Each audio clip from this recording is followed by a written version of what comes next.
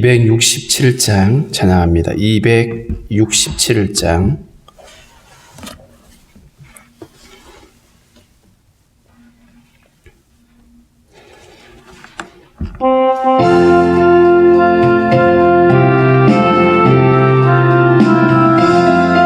주의 확실한 약속의 말씀 듣고 주만 믿으면 구원을 얻으리라.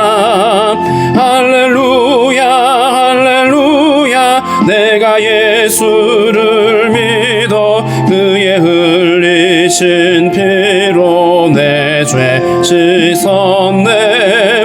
할렐루야 할렐루야. 내가 예수를 믿어 그의 흘리신 피로 내 죄 씻었네. 나의 갈 길이 험하고 위험하나 항상 예수의 도우심 믿고 가네.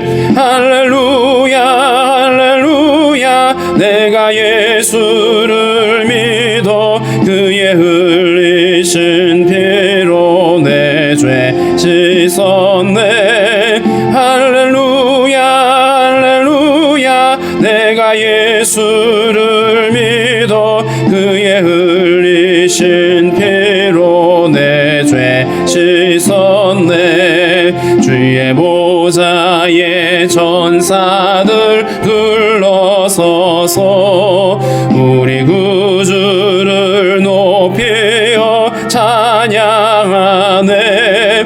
할렐루야 할렐루야. 내가 예수를 믿어 그의 흘리신 피로 내 죄 씻었네. 할렐루야 할렐루야. 내가 예수를 믿어 그의 흘리신 피로 내 죄 씻었네. 예언자들과 왕들도 반열대로 앙금길 따라 나와 찬송하네. 할렐루야 할렐루야. 내가 예수를 믿어 그의 흘리신 피로 내 죄 씻었네. 할렐루야 할렐루야. 내가 예수를 믿어 그의 흘리신 피로 내 죄 씻었네. 우리 모두 다 그 반열 뒤따르며 함께 즐거운 찬송을 부르리라. 할렐루야 할렐루야. 내가 예수를 믿어 그의 흘리신 피로 내 죄 씻었네. 할렐루야 할렐루야. 내가 예수를 믿어 그의 흘리신 피로 내 죄 씻었네. 기도하겠습니다. 살아계신 하나님, 오늘도 우리에게 새날을 허락해 주시고 주님 앞에 나와 머리 숙일 수 있도록 은혜 주신 주님 감사합니다. 주님 허락하신 이 한날 온전히 주님과 동행할 수 있도록 주님 우리 안에 끼어있는 마음을 허락하여 주옵소서. 세상의 아버지 죄악 가운데 부패하고 타락하며 하나님 혼돈에 빠져있는 이러한 때에 하나님 빛으로 부름을 받은 믿음의 성도들이 깨어있게 도와주셔서 어둠에 속하여 있는 많은 사람들에게 살아계신 하나님을 전하며 예수 그리스도의 복음을 증거하는 통로로 살아갈 수 있도록 도와주시기 원합니다. 코로나로 인해서 하나님 많은 사람들이 힘겨워하고 어려움 가운데 있고 또 아버지 두려워하는 가운데 있습니다. 하나님 우리 안에 두려운 마음들 제거하여 주시고 속히 아버지 코로나가 아버지 종식될 수 있도록 하나님의 도우심으로 함께 해주시기를 원하고 기도합니다. 이로 인하여 우리의 믿음에 아버지 하나님의 태보가 일어나지 않도록 도와주시고 더욱이 주님 앞에 더 엎드려 기도하며 겸손하게 주님 앞에 나아갈 수 있는 저희들이 되게 하여 주옵소서. 주님 이 마지막 때에 하나님 아버지 교회가 하나님 마지막 아버지 증인의 사명을 감당하게 하시고 여전히 어둠에 두려워하고 있는 사람들에게 소망의 이유를 전할 수 있도록 하나님이여 인도하여 주옵소서. 하나님 아버지 또 이렇게 모든 열방이 고통하는 가운데 아버지 열방 가운데 나가 있는 우리 선교사님들 긍휼히 여겨주시고 저들을 치유하여 주시기를 원합니다. 연약함들을 아시는 하나님 참으로 하나님께서 함께 하심으로 인하여서 모든 육체의 연약함들이 치유되어지게 하시고 계획하는 모든 주의 사역들이 형통할 수 있도록 도우심으로 함께하여 주옵소서. 주님 오늘도 성도들의 모든 간구를 기뻐 받아주시며 성도들의 연약함을 고치시며 육체의 아버지 하나님이여 질병으로 인해 고통하고 있는 이들 하나님께서 강건함으로 치유하여 주시고 하나님 아버지 날마다 새 힘을 주셔서 넉넉히 이길 수 있도록 도와주시옵소서. 나라의 분받은 형제들도 하나님 오늘 한날 믿음으로 이기게 하시고 맡은 사명들 잘 감당할 수 있도록 주님 도우시고 함께하여 주옵소서. 주신 말씀 우리가 잘 이해할 수 있도록 주께서 함께해 주시기를 소망하며 예수님의 이름으로 기도하옵나이다. 아멘. 290장 찬송합니다. 290장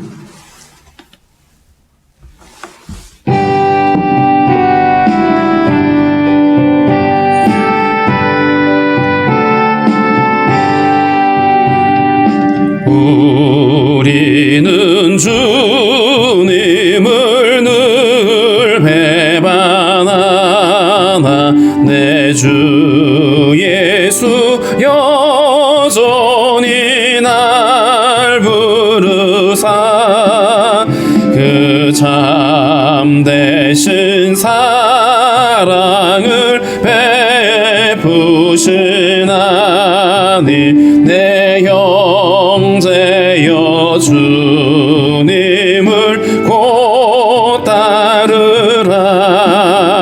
주 널 위해 비네 주 널 위해 비네 주 널 위해 비네 항상 비시네 주께서 풍성한 은혜를 내려 내 영혼이 나날이 복받으니 주 예수를 너희도 구주로 섬겨 곧 따르면 풍성한 복 받겠네. 주 널 위해 비네 주 널 위해 비네 주 널 위해 비네 항상 비시네. 무거운 짐 지고 애타는 인생 주 예수께 돌아와 고시오라. 내 주 예수 너희를 돌보실 때에 참복 낙가니가 넘치겠네. 주 널 위해 비네 주 널 위해 비네 주 널 위해 비네 항상 비시네.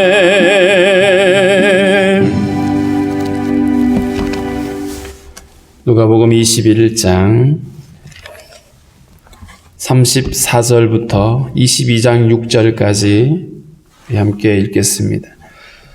누가복음 21장 34절부터 22장 6절입니다. 함께 읽습니다. 너희는 스스로 조심하라. 그렇지 않으면 방탕함과 술 취함과 생활의 염려로 마음이 둔하여지고 뜻밖의 그날이 덫과 같이 너희에게 임하리라. 이날은 온 지구상에 거하는 모든 사람에게 임하리라. 이러므로 너희는 장차 올 이 모든 일을 능히 피하고 인자 앞에 서도록 항상 기도하며 깨어 있으라 하시니라. 예수께서 낮에는 성전에서 가르치시고 밤에는 나가 감람원이라 하는 산에서 쉬시니 모든 백성이 그 말씀을 들으려고 이른 아침에 성전에 나아가더라. 6월절이라 하는 무교절이 다가오매 대제사장들과 서기관들이 예수를 무슨 방도로 죽일까 궁리하니 이는 그들이 백성을 두려워함이더라. 12 중에 하나인 가룟신이라 부르는 유다에게 사탄이 들어가니 이에 유다가 대제사장들과 성전 경비대장들에게 가서 예수를 넘겨줄 방도를 의논하며 그들이 기뻐하여 돈을 주기로 언약하는지라. 유다가 허락하고 예수를 무리가 없을 때에 넘겨줄 기회를 찾더라. 아멘. 앞서 마지막 때의 징조에 대해서 주님이 말씀을 하시고 난 다음에 너희는 스스로 조심하라 이렇게 말씀하셨습니다. 무엇을 조심하라고 하시는 이유일까요? 또 조심하라고 하시는 까닭은 뭘까? 조심해야 하는 이유에 대해서는 이어지는 말씀을 보면 알 수 있습니다. 그렇지 않으면 스스로 조심하지 않고 깨어있지 않으면 그러면 방탕함과 술 취함과 생활의 염려로 마음이 둔해질 것이다. 주님이 염려하고 있는 것은 우리의 마음이 둔해진다는 말은 영적인 감수성이 떨어져서 굉장히 둔해지는 겁니다. 우리의 영이 좀먹고 우리의 영이 피폐되어지고 우리의 영이 하나님으로부터 멀어지고 있는데도 불구하고 그걸 깨닫지 못하는 거예요. 둔해져서 사람이 둔해지면 감각이 잘 없잖아요. 그러다 보면서 어떤 반응을 하기도 못하고 이렇게 되죠. 그러니까 조심하지 않으면 특별히 조심한다는 말은 일상적으로 우리가 살아가면서 사람을 조심하고 차를 조심하고 이런 차원의 얘기가 아니라 영적으로 우리가 조심하지 않으면 우리의 영적인 감수성이 떨어지게 되고 그래서 우리가 마음이 둔해지게 될 것이다. 사람에게는 어떤 특징이 있냐 하면 그냥 익숙해지기 마련입니다. 어떤 새로운 환경을 만나면 처음에는 그 새로운 환경 때문에 굉장히 긴장을 하게 되고 그래서 조심하게 되죠. 그런데 익숙해지면 사람들은 쉽게 거기에 익숙함으로 돌아가게 됩니다. 이 정도면 됐다 싶게 되면 나태해지게 되겠죠. 운전을 하는 사람이 처음에 운전을 배우면 굉장히 조심합니다. 운전대를 바짝 잡고 정신을 바짝 차리고 앞을 바라보고 가는데 어느 정도 운전에 익숙해지면 옆에도 쳐다보고 하다가 다른 짓도 하고 이렇게 되다 보니까 그때 딱 사고가 많이 나거든요. 정신을 안 차리고 익숙해지면 그때 이제 사고가 나는데 우리 어떤 영적인 삶도 비슷한 것 같아요. 그래서 우리가 깨어있지 않으면 매너리즘이라고 그러죠. 그냥 쉽게 거기에 그냥 익숙한 대로 반응을 해 가는 겁니다. 익숙함으로 반응하다 보니까 그 익숙함이 영적으로 점점 더 나아지는 게 아니라 퇴보되어지는 거예요. 자꾸만 이전으로 돌아가게 됩니다. 그 이전이 어디냐 하면 주님을 알기 이전으로 돌아가는 거예요. 제가 자주 비유를 쓰고 있는 것이 그런 겁니다. 비탈길이 있는데 둥근 공을 비탈 그 꼭대기에다 놓으면 그 공이 밑으로 내려가지 위로 올라가진 않습니다. 둥근 공은 반드시 밑으로 떨어지게 돼 있습니다. 굴러 떨어지게 돼 있습니다. 우리의 믿음 생활도 깨어 있지 않으면 반드시 저 밑바닥으로 떨어지면 떨어졌지 다시 믿음으로 치고 혼자서 깨어 있지도 않았는데 이 공이 위로 올라가는 일은 절대 없어요. 우리의 믿음도 그렇습니다. 내가 깨어서 말씀을 묵상하고 그러면서 더 믿음에 집중하고 예배에 집중하고 이렇게 하지 않으면 그렇지 않으면 우리의 믿음은 저절로 방탕함에 빠지게 되어지고 그리고 술 취함에 빠지게 된다. 비록 알코올이라고 하는 이런 술을 마시지 않더라도 세상 재미에 빠지게 됩니다. 쾌락에 빠지기도 하고요. 사람은 그렇게 육체의 만족함에 빠져들게 돼 있습니다. 그래서 스스로 조심해라, 깨어 있어라. 그렇지 않으면 너희가 방탕함과 술 취함에 빠지게 되고 생활의 염려로 인해서, 생활의 염려가 뭐죠? 살아가면서 우리에게 찾아오는 수많은 염려들과 근심들이 있습니다. 거기에 빠져가지고 믿음이 자라나지 않습니다. 믿음의 열매가 드러나지 않는 거죠. 마치 가시덤불에 뿌려진 씨앗처럼 믿음의 열매를 맺을 수 없는 마음의 염려들이 일어나게 됩니다. 생활의 염려들이 있잖아요. 살다 보면 염려할 일들이 한두 가지가 아니잖아요. 근데 그런 것들에 우리가 집중을 하다 보니까 내 믿음이 어느새 저 밑바닥에 가 있다라는 것을 알 수 있죠. 자, 그래서 마음이 둔해지다 보니까 이날이 마지막 때가 임박해졌는데도 불구하고 거기에 대응하지 못하고 거기에 믿음으로 깨어있지 않으니까 뜻밖의 그날이 덫과 같이 너희에게 임할 것이다. 뜻밖의 그날이라고 표현했습니다. 이 그날은 주님 다시 오시는 그날인데 이 날이 뜻밖에 온다. 전혀 상상하지 않았던 설마 지금이야? 이렇게 말하고 있는데 바로 그날이 덫과 같이 너희에게 임할 거다. 짐승을 잡는 덫은 짐승에게 보이지 않도록 그걸 위장해 놓잖아요. 근데 멀쩡하게 가다가 덫에 걸리는 거잖아요. 주님 오실 날이 마치 그와 같다. 덫과 같이 임한다. 다른 복음서에 보면 그날이 번개처럼 임하게 될 거다. 그때 가서 피하면 되지 그럴 수 없다라는 겁니다. 덫과 같이 갑작스럽게 임해가지고 악소리 못하고 그냥 끝나버리는 게 바로 우리의 인생이고 주님 오실 날에 보여질 모습이라는 것이죠. 이날은 온 지구상에 거하는 모든 사람에게 임할 것이다. 주님 오시는 그 재림의 날은 특정한 어떤 장소에 있는 사람이거나 특정한 민족에게만 주어지는 것이 아니라 온 지구상에 있는 모든 사람들에게 나타날 일이고 보여질 일인 것입니다. 누구도 예외가 없습니다. 이러므로 너희는 장차 올 이 모든 날을 능히 피하고, 여기서 이 장차 올 날을 피한다라고 하는데 사실은 피할 수가 없잖아요. 주님 오시는 그날, 재림으로 오시는 주님을 피할 수 없죠. 그런데 여기서 능히 피한다는 말은 그날이 우리에게 심판이 되지 않도록 하는 겁니다. 예를 들어 보면 이스라엘이 애굽에서 나오던 그날 밤 죽음의 사자가 애굽 땅을 찾아오게 됩니다. 문설주에 피를 열심히 바르는데 해가 지기 전에 그 일을 끝내고 그들은 반드시 피가 있는 그 집 안으로 들어가야 되는 거예요. 그래야 그 재앙을 피할 수 있습니다. 그런데 여전히 그냥 여유 있게 피를 칠하고 옆에서 안에는 들어가지 않고 피만 칠하고 있다. 그럼 어떻게 될까요? 아니면 피를 열심히 잘 칠해놨기 때문에 나는 다 했어 끝났어 하고 바깥으로 돌아다니면 되는 걸까요? 여기서 능히 그날을 피한다는 말은 깨어 있어서 날마다 우리가 주님 안에 거하는 겁니다.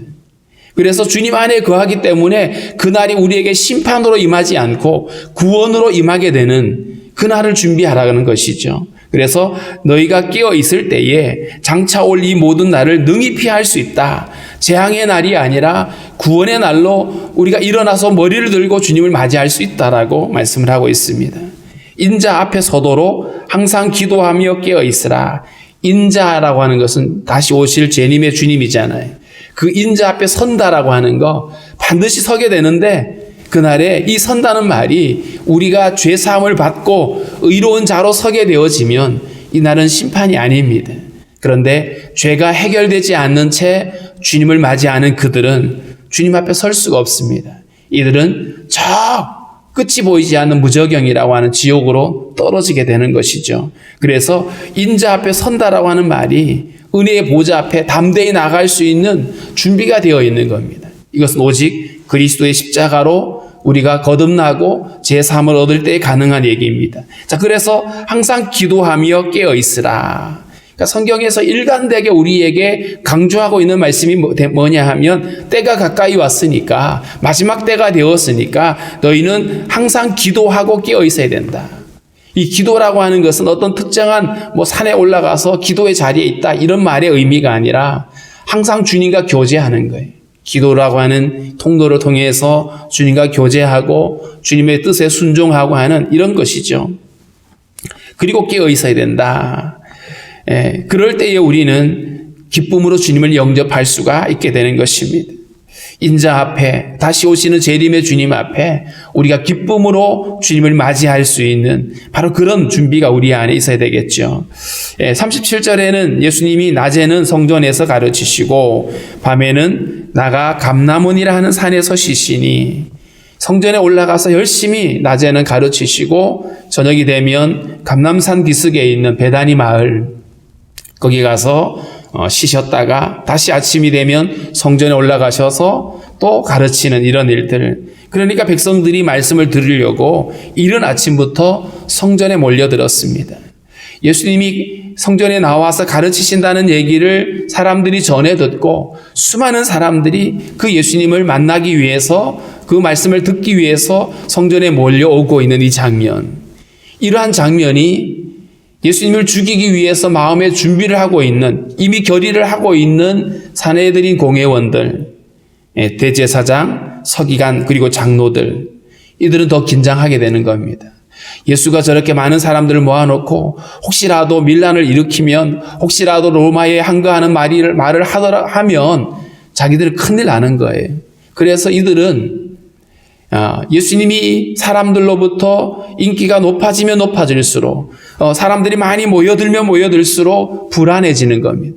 그래서 어떻게 예수를 제거하지? 어떻게 예수를 죽이지라고 하는 이런 고민을 하게 되는 겁니다.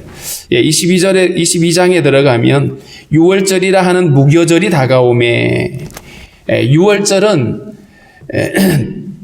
이스라엘이 종교력으로 정월입니다. 정월 14일 날 이들은 6월절 양을 잡아서 그 양의 고기를 먹고, 그리고 그 밤에 이들은 하루가 저녁에 시작되거든요. 해가 지면 하루가 시작이 되는데, 이 밤에 그들은 그 쓴 나무를 먹고 누룩이 들어가지 않는 떡을 만들어서 그걸 가지고 먹습니다. 이게 바로 6월절인데, 6월절이 하루 지나면 그 다음부터는 일주일 동안 무교절을 지킵니다. 이 무교절은 바로 누룩이 없는 떡이라는 뜻인데, 무교병이라 그럴 때 누룩이 들어가지 않는 음식을 가지고 일주일 동안 그들은 명절을 지키면서 하나님이 우리를 애굽에서 종으로 살던 우리들을 구원하여 주셨다라는 사실에 대해서, 이제 우리는 하나님의 백성이라고 하는 사실을 기념하고 기억하면서 명절을 지켰거든요. 그래서 6월절이라 하는 무교절, 이럴 때는 6월절과 무교절이 붙어 있는 거예요. 첫날은 6월절이 되고, 그리고 이어지는 7일 동안은 무교절이 되어지는 것입니다. 자, 그런데 6월절이 다가오는데 마태복음 26장에 보면 이틀이 지나면 6월절이라 이런 표현을 썼어요. 6월절이 다가온다는 말이 멀리 있는 것이 아니라 지금 눈앞에 있는 것입니다. 대제사장과 서기관들이 예수를 무슨 방도로 죽일까 궁리하니, 무슨 방도로, 어떻게 모함을 씌워서 예수를 제거하지, 예수를 어떤 방법으로 죽일 수 있는지에 대해서 그들이 굉장히 궁리를 합니다. 그런데 왜 이들이 궁리를 하냐 하면 그들이 백성을 두려워했기 때문이다. 지금 백성들이 그렇게 예수님에게 몰려들어가지고 말씀을 듣고 예수님을 막 메시아로 인정하고 이러고 있는데, 예수를 제거했다가는 난리 나죠. 폭동이 일어나죠. 그러니까 백성들이 폭동이라도 일어나면 안 되니까, 그래서 백성들이 몰래 예수를 제거하겠다라는 겁니다. 그래서 대제사장과 서기관들이 예수를 죽일 음모를 꾸미는데 은밀하게 하자. 뿐만 아니라 이들은요, 그 마태복음 26장에 보면 명절에는 죽이지 말자 이렇게 말해요. 왜냐하면 명절에는 많은 사람들이 예루살렘에 몰려와 있거든요. 그러니까 많은 사람들이 명절을 지키고 돌아간 다음에 예수를 제거하려고 명절에는 하지 말자 이렇게 말합니다. 무슨 방도로 죽일까를 궁리하다가, 그러는 중에 예수를 지금 제거하려고 하는 이들의 은밀한 지금 음모가 지금 진행되고 있는 중에 12 중에 하나인, 이 12 제자들을 말하죠. 12 제자 중에 한 명인 가룟이라고 하는 동네에 유다라는 사람이, 가룟 유다라고 할 말이 그런 얘기죠. 가룟이라고 하는 동네의 출신인 유다가 있었는데 이 사람에게 사단이 들어갔어요. 이들의 이 마음 안에. 유다에게 어떤 이유 때문에 사탄이 들어갔을까요? 유다는 예수님이 로마를 쫓아내고 이 나라를 독립시켜주고 정치적으로 왕이 되시는 것을 기대했거든요. 그런데 같이 지내보니까 예수님은 거기에 관심이 없는 거예요. 그래서 예수님을 따라다니면서도 영 마음속에 계속해서 이건 아닌데 내가 기대했던 메시아는 이게 아닌데 그러면서 그러다가 결국 사단이 이 마음 안에 들어간 겁니다. 예수님 앞에 자기를 내려놓지 못했던 것이죠. 자기가 원하는 예수, 자기가 기대했던 메시아가 아니니까 실망을 하고 예수를 팔아버리는 겁니다. 우리가 예수님을 믿는다고 말할 때에 내가 믿는 예수, 내가 기대하는 예수, 내가 원하는 예수가 아니니까 사람들이 시험에 들어가요. 그런데 우리의 믿음 생활은 사실은 내가 원하는 예수가 아니라 주님이 원하는 내가 되는 겁니다. 그러려면 나라고 하는 존재, 나는 십자가에 못 박히고 내 안에 그리스도가 사는 이 믿음의 이 거듭남이 있어야 되는 겁니다. 이게 없으니까 자기가 원하는 예수가 아니니까 시험에 들게 되고 예수를 떠나가게 되고 이렇게 되죠. 오늘 이 가룟 유다가 그런 모습입니다. 자기가 원했던 예수가 아니었어요. 그래서 실망을 하고 그래서 예수님을 팔아버리려고 유다가 대제사장들과 성전 경비대장들에게 갔다. 유다도 소문을 들었습니다.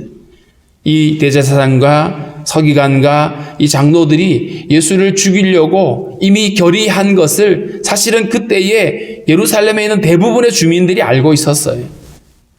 소문이 나와 있었죠. 그러니까 이 가룟 유다가 그들을 찾아가서 예수를 제거하려고 하는 음모를 꾸미고 있는 것입니다.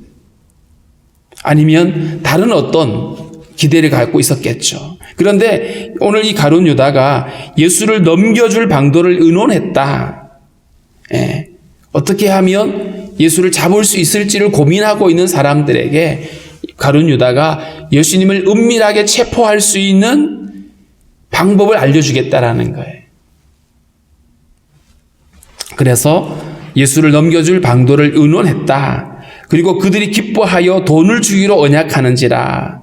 마태복음에서 보면 이미 가룟 유다는 은 30을 받습니다. 은 30은 스가랴서 11장에 보면 사람들이 나를 은 30으로 평가했다라는 표현이 나옵니다. 은 30은 노예 한 명의 몸값이에요.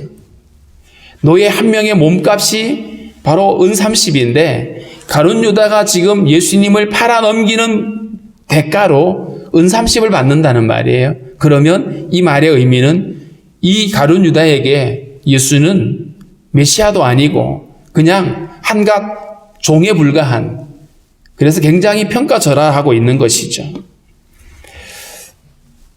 정작 주님은 우리를 위해서, 비천한 우리들을 위해서 당신의 전부를 내어주러 오셨는데 죄인인 우리들은 주님을 그렇게 평가하고 있는 거예요. 그냥 노예 하나에 불과한, 그냥 역사적 인물의 한 명에 그냥 거기에 멈춰버리는 예수님에 대한 평가가, 우리의 어떤 평가가 이처럼 인색하고 그리고 잘못되어졌다라는 것이죠. 예수님을 향한 평가는 지금도 수많은 사람들에 의해서 이렇게 거부되어지고 평가절하되어지고 있습니다. 십자가 복음에 대한 것도 마찬가지입니다. 복음에 대한 평가와 가치를 어디에 두느냐에 따라서 복음을 대하는 태도가 달라지겠죠. 예수님에 대한 평가가 어떠하냐에 따라서 예수님을 대하는 태도가 달라질 것입니다. 돈을 주기로 언약하고, 그리고 유다가 허락했다. 마음의 일치를 봤어요. 예수를 죽이려고 하는 자와 예수를 팔아넘기려고 하는 자가 마음이 일치하고 예수를 무리가 없을 때에 넘겨줄 기회를 찾더라. 이 무리가 없을 때, 예수님이 낮에는 성전에 올라가서 가르치고 저녁에는 감람산으로 가셔서 쉬었다 그랬죠. 그 감람산, 익숙하게 주님이 기도하던 그 자리, 거기에 유다가 알고 있잖아요. 그래서 그곳을 나중에 보면 소개해 주고 있죠. 오늘 이 본문을 보면 두 가지를 말씀을 드립니다. 하나는 마지막 때가 되었습니다. 이때에 우리가 깨어 있지 않으면, 깨어서 조심하지 않으면 우리는 민감한 영적인 어떤 이 감수성을 떨어져서 그래서 둔해지게 되고, 그리고 그 익숙함으로 전락해서 거기에 떨어져서 우리가 나태하게 되어지고 방탕하고 우리가 술 취하게 되어진다. 세상 재미에 빠져버리게 될 것입니다. 그러면 주님 오실 그날이 덫과 같이 임하는 그날은 끔찍한 날이 될 겁니다. 깨어서 준비한 자에게만이 그날은 기쁨으로 주님을 영접할 수가 있게 될 것이고요. 또 하나는 주님에 대한 우리의 평가, 복음에 대한 나의 평가가 어떠한지, 나의 욕심과 나의 어떤 관점으로 그걸 바라보면 기대에 못 미칠 수 있겠죠. 그러나 주님이 이걸 왜 우리에게 허락하셨는지, 왜 아들을 내어주셨는지를 우리가 그 진리를 안다라면 우리는 세상의 그 어떤 것과도 바꿀 수 없는 복음의 가치를 우리가 알게 될 것입니다. 그래서 오늘 기도할 때에 주님 우리가 마지막 때에 깨어있게 해주십시오라고, 그리고 무엇보다도 이 복음의 가치에 대해서 우리가 분명히 깨닫고 결코 우리가 이 복음을 소홀히 여기거나 예수를 소홀히 여기는 그런 어리석음을 범하지 않게 달라라고 함께 우리 기도하겠습니다.